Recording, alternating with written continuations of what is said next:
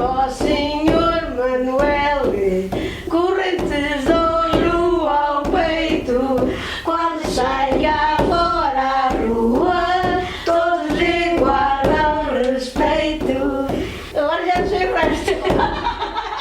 De agora e de outrora, uma produção NEFUP.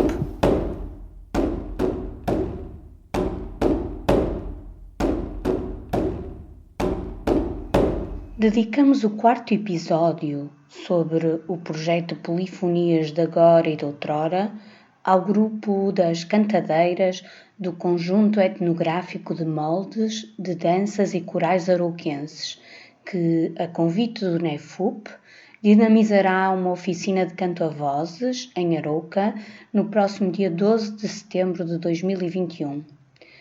Rui Pedro Brandão acompanha e orienta o trabalho deste grupo. Não sou ensaiador de nenhum grupo, mas simplesmente acompanho de alguma forma aos corais e o grupo de corais, porque o grupo ensaia-se a ele mesmo.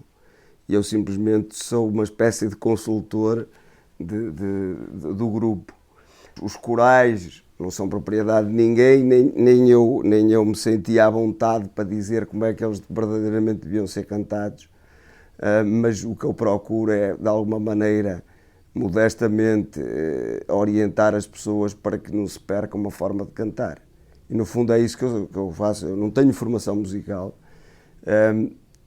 já fiz recolha musical, tenho interesse há muitos anos sobre os corais polifónicos, não só da Arouca, mas de todo o Nordeste peninsular. Ouvi muita coisa, cruzei com outras polifonias que existem na Europa, e isso é uma coisa que me interessou e, portanto, é isso que eu faço. No fundo, é um acompanhamento, porque eu prefiro que o grupo e que as pessoas que cantam no grupo tenham autonomia para continuarem o canto como ele deve ser cantado. E o que nós procuramos neste caso, não queremos fazer versões, nem queremos manter, porque o espírito do grupo é esse, manter o canto como ele é. Ele não é propriedade de ninguém, eu não sou apenas uma pessoa que ajuda e que poderia ser outra pessoa qualquer, porque aqui o que é importante verdadeiramente é que isto continue e se mantenha. De facto, em Moldes e por toda a Serra da Freita, o canto a vozes ainda surge espontaneamente, apesar de estar gradualmente a perder a sua função original na sociedade, como Rui Pedro Brandão explica. Há relativamente pouco tempo ainda se cantava e ainda se vai cantando regularmente em alguns locais, mesmo aqui em Moldes, em algumas zonas da Serra da Freita, continua-se a manter pequenos nichos que tendem a acabar, como eu já lhe disse, cada vez há menos pessoas que, digamos, beberam do leite materno dessa polifonia, e nós temos pessoas dentro do grupo atualmente, e há mais, que ainda aprenderam, digamos assim, com onde se deve aprender, que é dentro da própria localidade e junto com as outras pessoas, e nós temos algumas pessoas dentro do próprio grupo. A polifonia das cantadeiras de Moldes parece de facto ser inata a quem a canta. Ouçamos a tirana.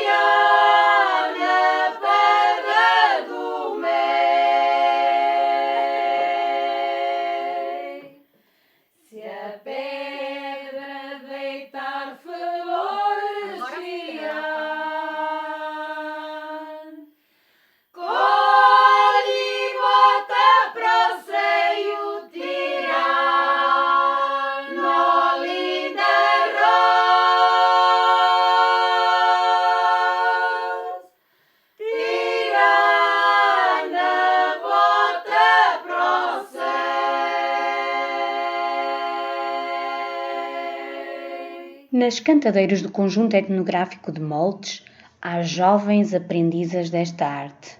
Patrícia Pinho é uma delas e fala-nos sobre as dificuldades de que esta aprendizagem se reveste. Os timbres das pessoas mais antigas, nota-se uma diferença muito, muito grande entre o timbre das pessoas que atualmente cantam, pessoas mais recentes, não estou a dizer da minha faixa etária ou mais velhas, mas as pessoas mais antigas do grupo, nota-se muita diferença. E se ouvirmos, existem gravações antigas dos corais, se ouvirmos essas gravações também notamos muita diferença entre o timbre anterior e o de agora.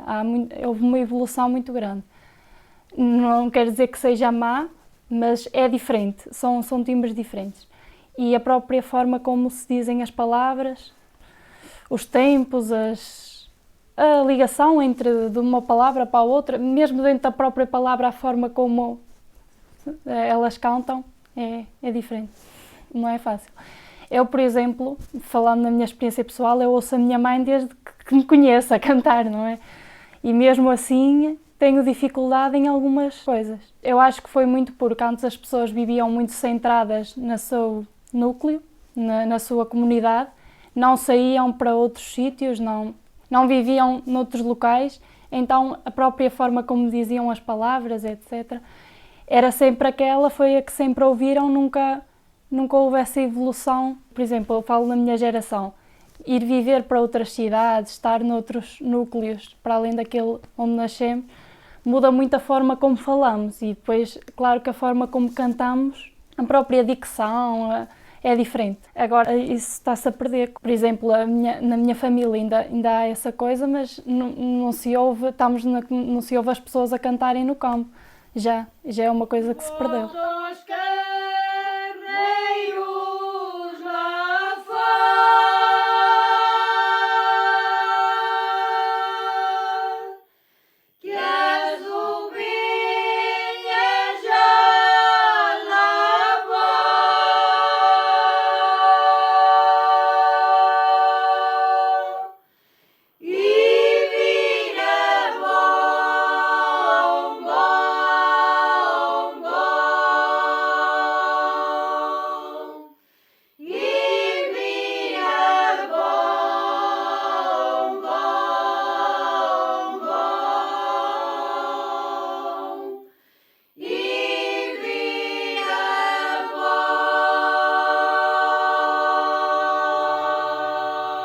Neste tema, Vira Bom, as cantadeiras exemplificam bem as peculiaridades da forma de falar arauquense, com a separação das sílabas e a pronúncia das palavras, mas também da cadência lenta da melodia, dos portamentos e de uma tonalidade muito própria e intrínseca às mulheres da região. Rui Pedro Brandão sintetiza estas características específicas. As pessoas têm de viver a experiência e senti-la, no fundo, para que a arte, e eu considero uma arte, saia como ela deve ser, neste caso. E se nós não vivermos no meio, há particularidades da própria dicção, do próprio timbre, da maneira como se respira, da forma como se dividem as palavras, que tem a ver também com a oralidade, porque é eminentemente um canto oral. Ensiná-lo não é fácil, aprendê-lo não é fácil. Mesmo as coisas mais simples não são fáceis de aprender. Nós podemos aprender a melodia, algumas são relativamente simples. Agora, por exemplo, há uma música, estou-me a lembrar de uma, Se o Loureiro Não Tivesse, que não é exclusiva da Arouca, que é uma música a duas vozes muito simples. Mas se for cantada, nós podemos ensaiar a crianças, e eu já ensaiei várias vezes crianças, e eu ensino-as, elas aprendem a melodia. Se o Loureiro não tivesse, é muito simples. Mas se for uma pessoa que a tenha aprendido, naturalmente, aquela, digamos, eu não sei explicar isso, porque há certas coisas nisto que não se explicam, mas aquela solenidade, que são palavras relativamente simples, aquela solenidade e aquela profundidade, nós não a conseguimos ter. E porque as crianças também são pequenas. Digamos que é preciso viver, no fundo, para se conseguir cantar isto. Ou estar ligado a essa tradição. De outra forma, torna-se muito mais difícil. Consegue-se, mas nunca vai ser igual. As cantas, a duas vozes, e os cramóis, a três vozes, surgiam em diferentes contextos na região, com letras que gradualmente foram, por vezes, perdendo o seu sentido. Nos trabalhos diários, certamente, que essa era uma das funções principais. E até a questão da comunicação entre lugares e as pessoas cantarem de um lado e outras responderem do outro, entre lugares das freguesias. Depois havia cantos religiosos, de cariz mais religioso, que eram cantados especificamente ou na Quaresma, ou na Páscoa, ou no Natal. Existem, portanto, depois existem alguns cantares que estão associados, isso é uma questão interessante, estão associados a momentos específicos da atividade agrícola. Por exemplo, há um coral que nós cantamos que é o Valverde, e que normalmente era cantado nos linhares, ou seja, quando iam tratar do linho, cantavam, era habitual cantar esse coral. Não se sabe, lá está, não se sabe muito bem porquê. Depois há uma coisa que é anacrónica, ou seja, a letra da música diz ao Valverde Lisboa, quem inventou o Valverde foi uma Cécia bem boa. Nada tem a ver com linho, a letra não faz grande sentido, mas ela um dia de certeza que já fez sentido. Ou seja, há um decalque fonético que se foi, isto mostra a antiguidade do próprio canto. Ele tem um timbre religioso, isso nota-se se for cantado, mas perdeu-se, digamos assim, a função manteve-se numa espécie de ritual do trabalho, mas o verdadeiro significado, por exemplo, das letras já não é perceptível, nem faz sentido.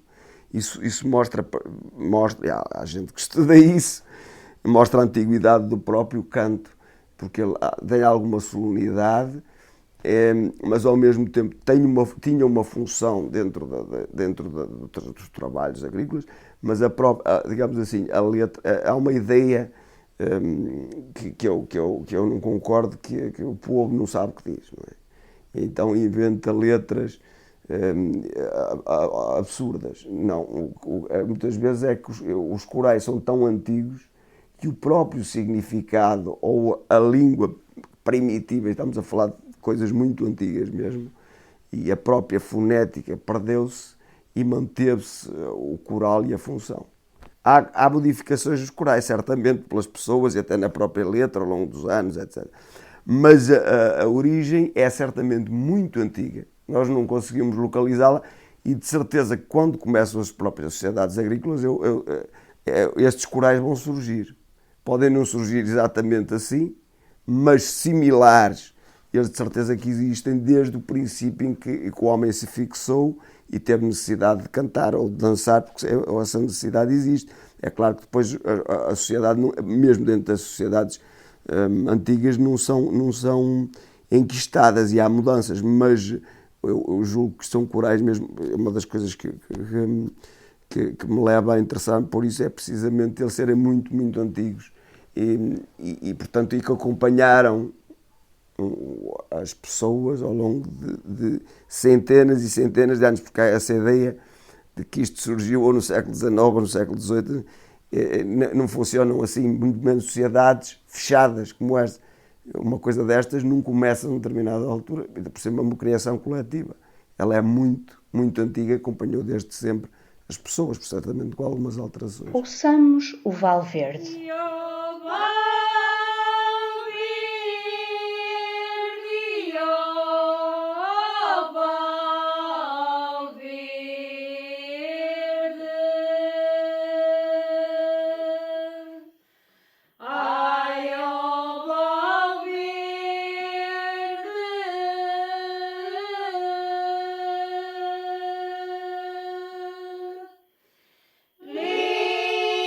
Lisboa.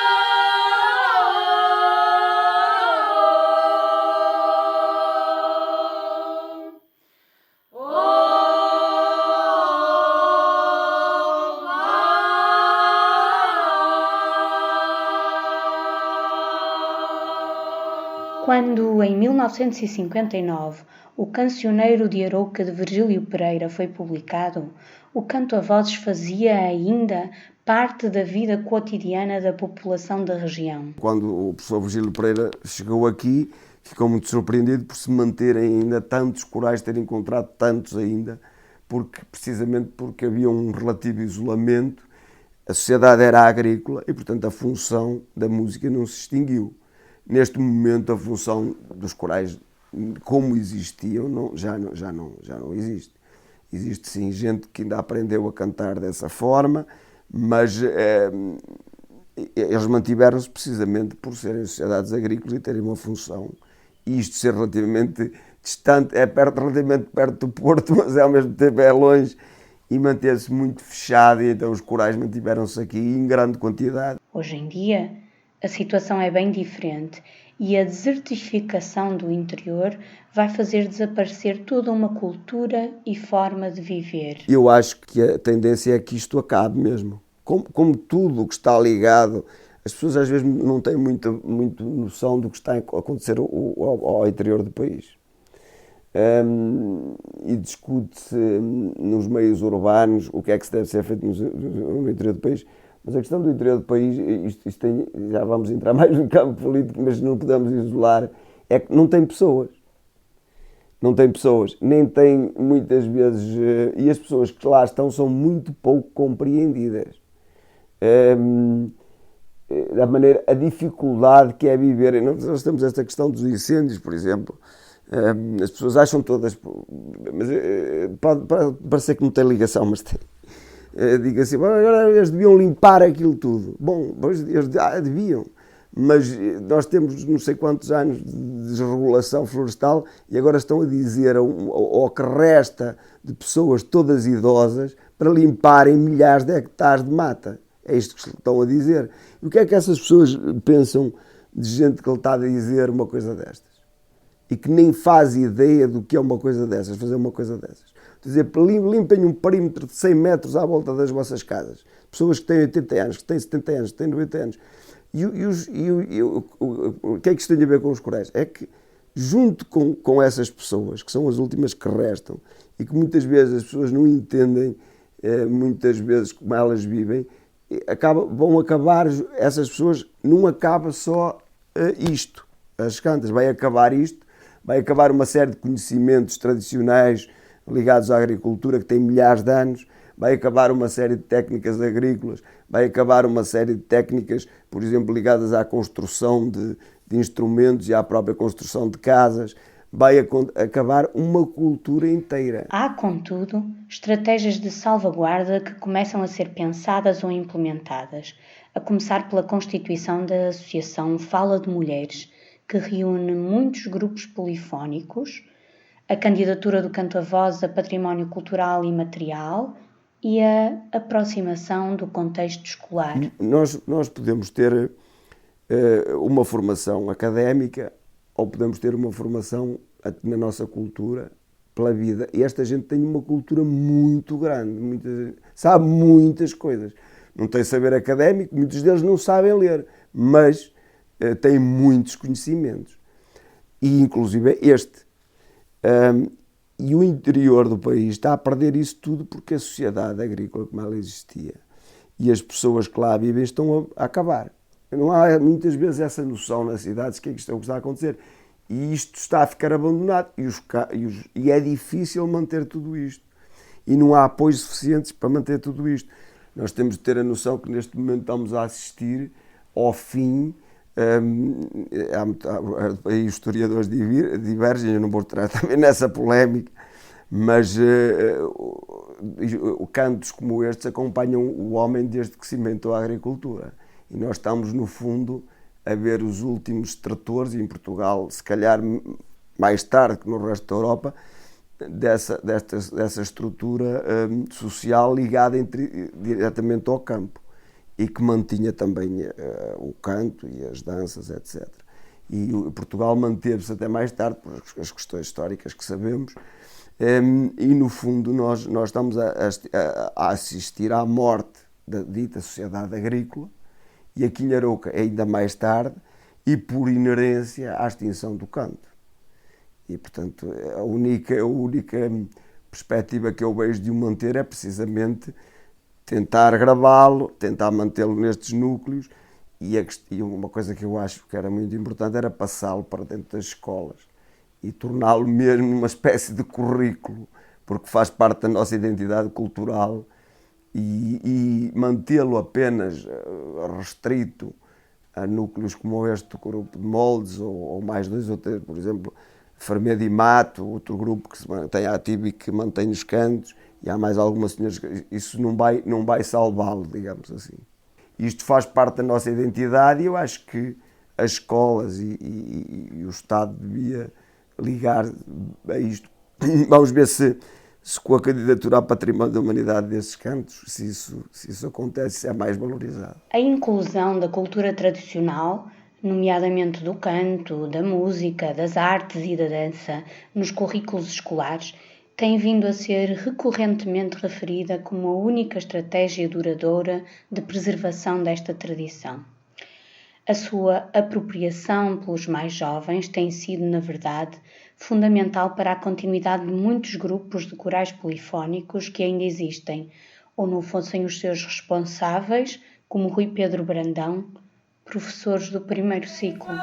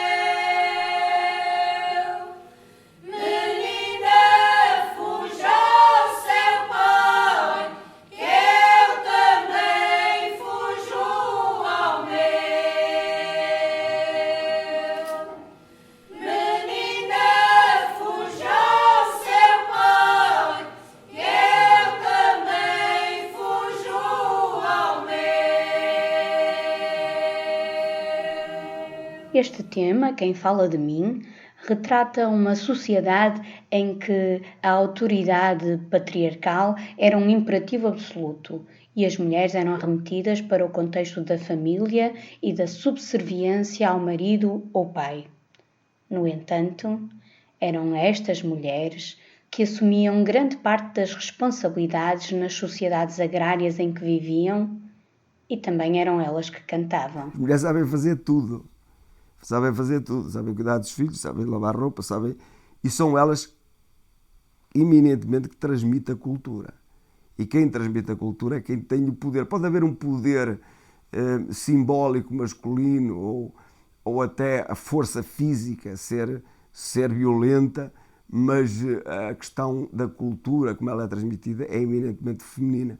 E eu não posso desligar isso dos cantos. Foi de agora e de outrora, uma produção do NEFUP, com textos e locução de Helena Queiroz, som e edição de Luís Monteiro, e os convidados Rui Pedro Brandão e Patrícia Pinho, do Conjunto Etnográfico de Moldes.